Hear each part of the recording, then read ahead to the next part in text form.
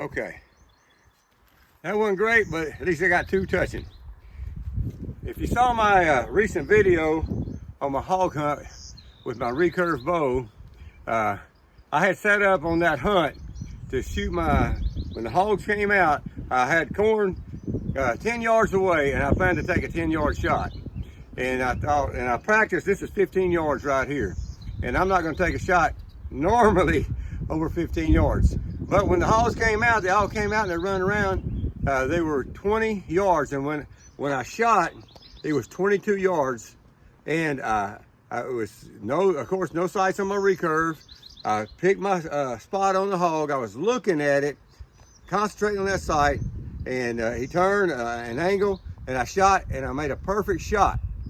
But to me, even with all my practicing, and I made a perfect shot, we recovered the hog, and we ate him, and he was delicious. To me, that is not a repeatable type of hunt for me over and over again. When I know I'm going to go out there and I can shoot the same way, and I can take the animal with all the humanity that I can and make the best shot, I don't have confidence at this point of shooting my recurve that I can repeat that over and over again. And we do have, you know, I wouldn't shoot an elk with this recurve bow right here, and I wouldn't even shoot a big red deer, and we have a lot of free range, wild, come and go red deer out here, but I would shoot a young red deer, which would be bigger than a whitetail, with my recurve bow.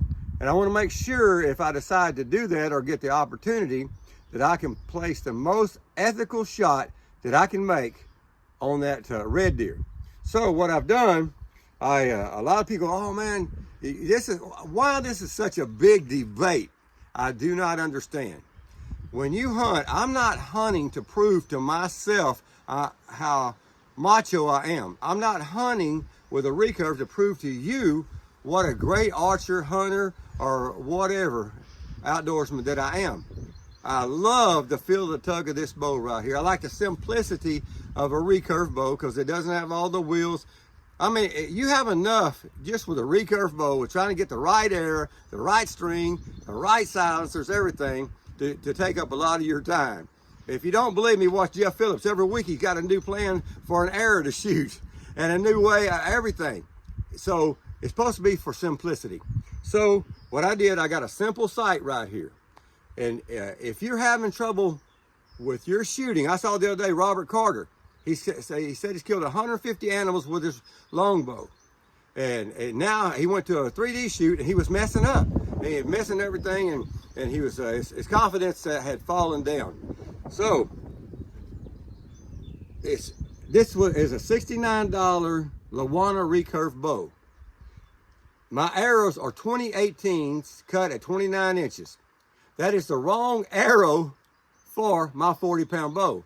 But I have this Lwano bow, just like a Sam Sage. They're drilled and tapped for arrow rest. So I can move this in and out and pretty much, you know, tune my arrow to where I can hunt with it with this arrow rest right here. So, but what you will discover, if you're having trouble, it's not the bow, because it's a cheap bow. It's not my arrows because it's the wrong arrow. It's because of me. My form is bad. I have not developed my strength back long enough. I'm not stretched out enough. I haven't shot long enough again to build the strength up and stretch out to shoot this recurve bow the way it should be shot. So I put this sight on here. Now, if you decide to do this, do it with full confidence and don't worry about what anybody else says, because your first duty is to the animal. If you're going to hunt with it, your first duty is to make a clean and ethical kill, a humane, clean, ethical kill, and recover the animal, not just shoot him and go find him. I hear a lot of people say, well, oh, we didn't find him, but that's just part of it. You know, that's part of bow hunting. It's part of all kind of hunting. I don't care what kind of weapon that you choose to hunt with, a gun, a bow, a crossbow, whatever. You stand a chance. Sooner or later, you're going to lose an animal. You're going to make a bad shot. And if you're a true hunter, it's going to eat you up. And so we need to do everything we can to eliminate those times when you're going to make bad shots and lose that animal and make you think, I ain't going to hunt with this anymore. So I put this one pin sight on here.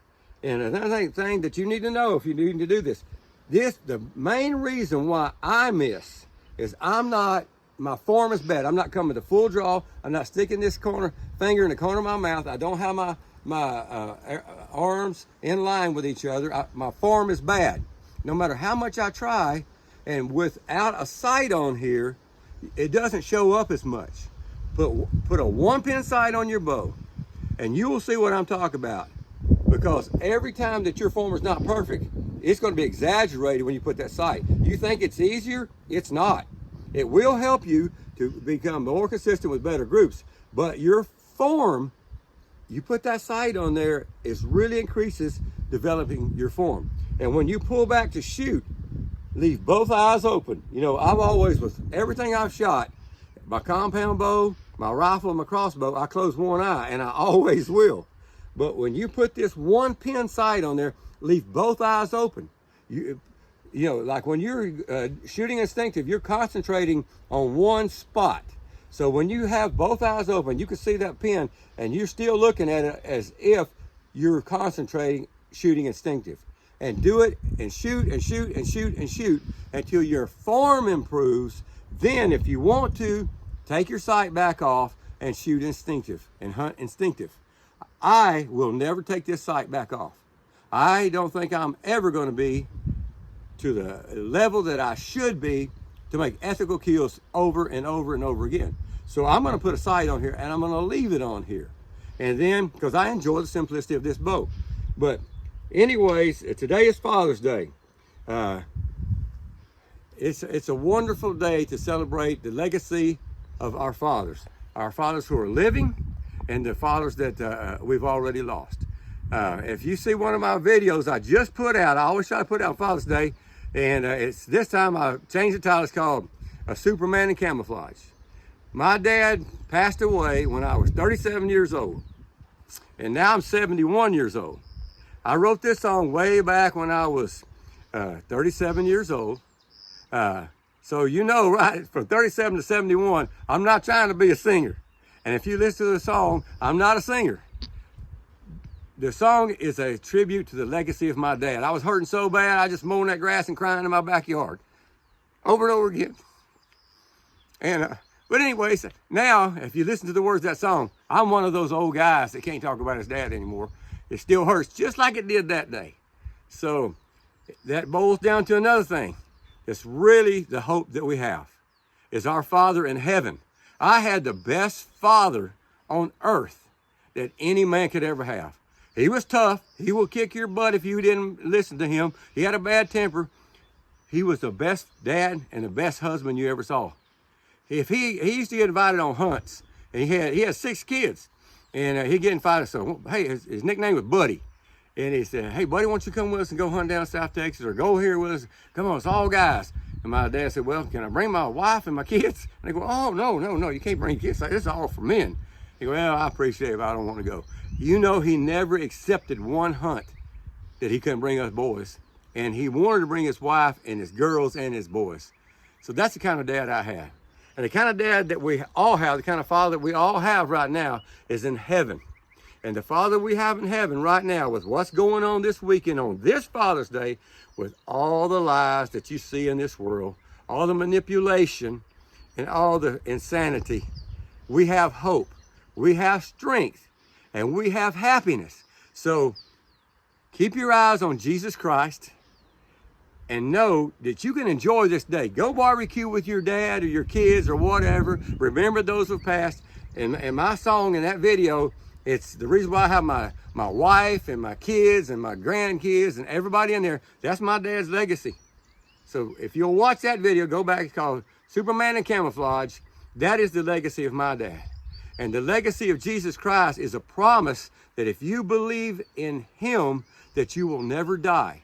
You will never, you have no fear, because if they can't kill you, they can't hurt you, and they cannot kill you. You're never going to die.